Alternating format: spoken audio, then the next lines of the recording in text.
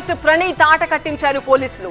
తండ్రి కూతురి బంధంపై సోషల్ మీడియాలో చర్చ పెట్టి అభ్యంతరకర వ్యాఖ్యలు చేసిన ప్రణీత్ హనుమంతును బెంగళూరులో అరెస్ట్ చేశారు.